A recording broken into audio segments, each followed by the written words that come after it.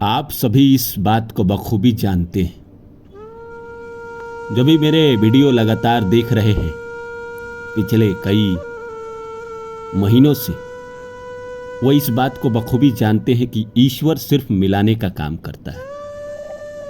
संबंधों को दुनिया में जीवित रखना या उसे मार देने का काम मनुष्य खुद ही अपने कर्मों की वजह से करता है। हमारे जीवन में कई बार ऐसा होता है कि हम किसी इंसान से मिलते हैं, हमारे दिल में उसके लिए कोई भावना जगती है, पर कई बार ऐसा होता है कि हम डर के कारण या हम ये देख लेते हैं कि कोई और है जो उसके करीब है, तो हम दूर से ही उसकी जिंदगी से चले जाते हैं। ईश्वर ने तो आपको मिलाया था, पर आपके अपने कर्म थे कि आप उससे दूर हो गए। ईश्वर मिलवाते तो हैं इंसान को इंसान से, लेकिन कई बार ऐसा होता है कि प्रारब्ध के कर्म के अनुसार अच्छा या बुरा होता है, और इस जीवन के जो आपके कर्म हैं वो भी कहीं ना कहीं काम करते हैं। संबंधों को जीवित रखने के लिए बहुत मेहनत करनी पड़ती है। आपको पता है कि किसी भी इंसान के साथ आप रिलेशन में जाते हैं, किसी भी इंसान की जिंदगी में अगर आप जाते हैं, तो एक लंबा समय, जीवन का एक पूरा लंबा समय आपको उस संबंध को बचाए रखने के लिए, जीवित रखने के लिए बहुत मेहनत करनी पड़ती है। तोड़ने में ज्यादा मेहनत नहीं करना पड़ता है। यह तो संसार का नियम है कि इंसान को बड़ा बनने के लिए बहुत मेहनत करना पड़ता है, बहुत कोशिश करनी पड़ती है, तब जाकर वो जिंदगी में कुछ बन पाता है। लेकिन उसे नीचे गिरना होता है, जमीन पे गिरना होता है, उसे तबाह होना होता है, तो तबाह होने में ज्यादा वक्त नहीं लगता। 10 साल मेहनत करे तो कोई चीज पाए, और जीवन की एक घटना ऐसी घटे कि उस इंसान को पूरी तरह से बर्बाद कर दे, सारा हिम्मत, सारा जुनून उसका खत्म कर दे। इसी तरह संबंधों में भी है। संबंधों को भी आपको बचाए रखने के लिए, लंबा चलाने के लिए बहुत दिल से रिश्ता निभाना पड़ता है। जो रिश्ता नहीं निभाते हैं उनका संबंध खत्म हो जाता है। तो नमस्कार दोस्तों, मेरा नाम है रानू बाबू, और जैसा कि आप सभी जानते हैं कि मैं आपके लिए कहानी, कविता और मोटिवेशनल वीडियो लेकर आता हूं। इसी श्रृंखला में आज लेकर आया हूं, ईश्वर सिर्फ मिलाने का कार्य करते हैं। संबंधों में दूरियां या नजदीकियां बढ़ाने का कार्य मनुष्य स्वयं करता है। उसके स्वयं के कर्म हैं जो संबंध को अच्छा या बुरा बनाकर रखते हैं। तो आइए इस विषय पे बात करें। बात करने से पहले मैं आप सभी से आग्रह करता हूं कि आप मेरे चैनल को सब्सक्राइब कर दें और जितना हो सके शेयर करें।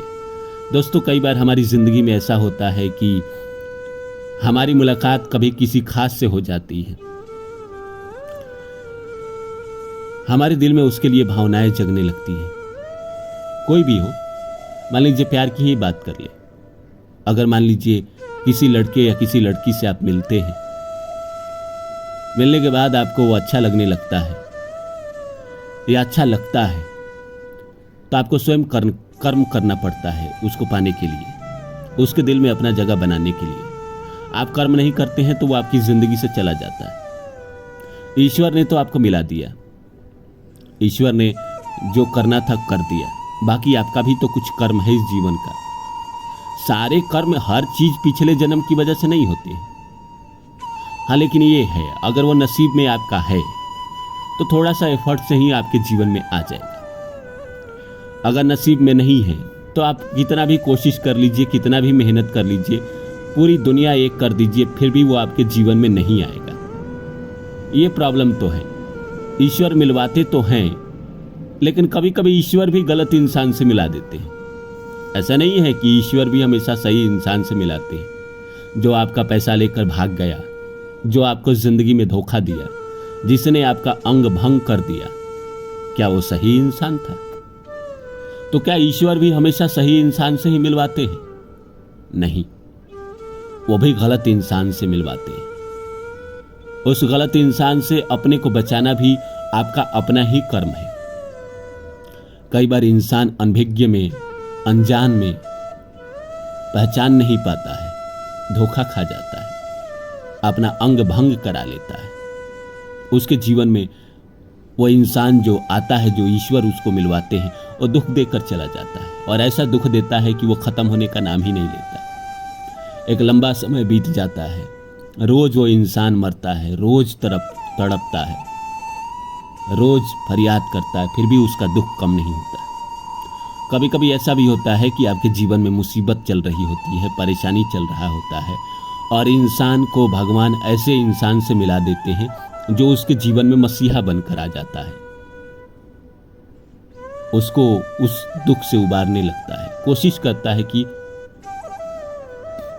वो उस दुख से उबर जाए। बाकी उसका भी तो अपना कर्म है, उसका भी तो अपना प्रारब्ध है।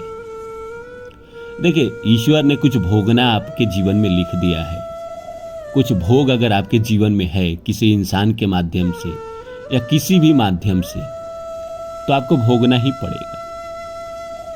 बहुत लोग हैं जो उपाय करते रहते हैं, बहुत लोग हैं, जब आप किसी भी एस्ट्रोलॉजर के पास जाएंगे तो आपको बहुत उपाय बताते हैं। तुला दान कर दो, छाया दान कर दो, किसी तीर्थ स्थान पे जाके वहां स्नान कर लो, और भी त्रिपिंडी श्राद्ध कराओ, बहुत सारे उपाय बताते रहते हैं। पर मेरा मानना है, या शास्त्र का भी यही मानना है, कि जो दुख आपको दिया गया है प्रारब्ध की वजह से, पिछले जन्म की वजह से, उसको भोग लेना ही सबसे बड़ा आपका उपचार है। अगर भोग लेते हैं तो आपकी जिंदगी से वो दुख हमेशा हमेशा के लिए चला जाता है। उपाय से ऐसा होता है कि इस जीवन में तत्काल आपका वो दुख दूर हो जाता है। जैसे आपके जीवन में दवा काम करती है, दवा भी आपकी बीमारी को हमेशा के लिए ठीक नहीं करती है, वो भी बस कुछ पल के लिए आपके शरीर में उसको दबा देती है, फिर बाद में उम्र किया जाता है। उपाय भी यही करती है। तो मेरा मानना है कि अगर आपको इंसान, भगवान अगर आपको किसी भी इंसान से मिलवाते हैं, तो जो सोच समझ के मिलिएगा, आप भी ऑब्जर्व कर लीजिएगा, उसे ऑब्जर्व करिएगा कि वो कैसा है, वो दुख देने आया है कि सुख देने आया है। फिर आगे उस संबंध को कैरी करिएगा। उम्मीद करता हूं मेरी बातें आप लोग को अच्छी लगी होगी। फिर मिलता हूं किसी और वीडियो में, तब तक के लिए नमस्कार।